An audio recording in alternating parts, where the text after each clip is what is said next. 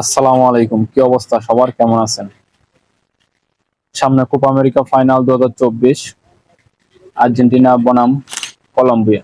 Argentina defending champion, আর কলম্বিয়ার last match কত সালে হারছিল কে কে বলতে পারবেন? আমরা জানি কলম্বিয়া লাস্ট 28 ম্যাচ অপরাজিত। তো বুঝতেই পারছেন যে আর্জেন্টিনার জন্য কোপা আমেরিকা ফাইনালটা কিন্তু এত সহজ হবে না।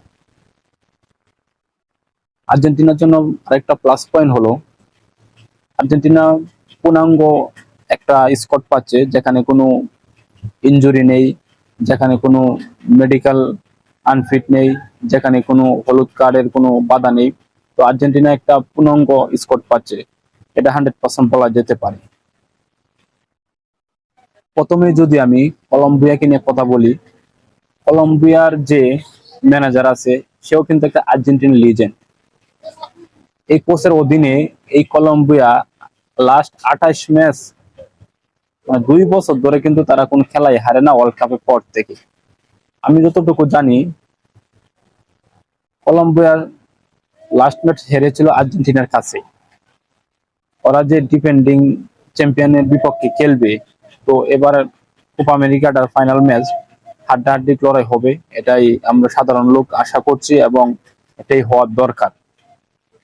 আর কলম্বিয়ার যে জেমস রদ্রিগো অনেক বছর পরে ফর্মে ফিরেছে।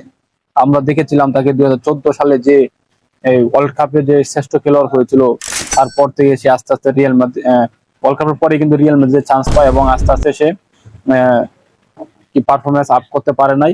সে এক পর্যায়ে ক্লাবটা ছেড়ে দেয়, রিয়াল মাদ্রিদ মতন ক্লাব। তো এই রদ্রিগেজ এখন দেখলাম এই কোপা আমেরিকা 2024-এ এসে সে যে পারফর্ম দেখাচ্ছে, মেবি 4টা ম্যাচের মধ্যে সে ম্যান অফ দ্য ম্যাচ হয়েছে। তো আপনি বুঝতেই পারতেছেন যে কলম্বিয়া কতটা ফুটবল খেলছে, কতটা আগ্রহী। আর আরেকটা বিষয়, ওরা আক্রমণ করে ফুটবল খেলে, যেটা আমরা কোপা আমেরিকায় ফলো করেছি। তো তাছাড়াও যদি আপনাদের কোনো মতামত থাকে অবশ্যই কমেন্টে একটু জানানোর চেষ্টা করবেন। এখন আসেন প্রিয় দল আর্জেন্টিনাকে নিয়ে একটু কথা বলি। আর্জেন্টিনার সবচেয়ে প্লাস পয়েন্ট, আমাদের কোনো মেডিকেল আনফিট নেই, কার্ডের কোনো সমস্যা নেই, সবাই ফিট আছে মোটামুটি। আর আমাদের স্কোয়াডটা কেমন হতে পারে আমি আপনাদের সাথে একটু শেয়ার করি।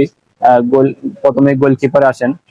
গোলকিপারে ইনশাল্লাহ এমি মার্টিনেজ থাকবে, এখন পর্যন্ত কোনো দুর্ঘটনা নাই। আর তারপর ডিফেন্সে আছেন মলিনা, তারপরে হচ্ছে গিয়া ক্রিস্টিয়ান রুমেরু, তারপরে হচ্ছে গিয়া উতামেন্ডি অথবা মার্টিনেজ।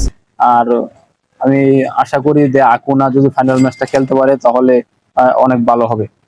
তো এখন মিডফিল্ডারে আছেন ডিপল, ম্যাকেলিস্টার, এনজো ফার্নান্ডেস। আর যদি স্ট্রাইকারের কথা বলি তাহলে তো সবার প্রাণপ্রিয় মেসি 100% ইনশাল্লাহ খেলবে।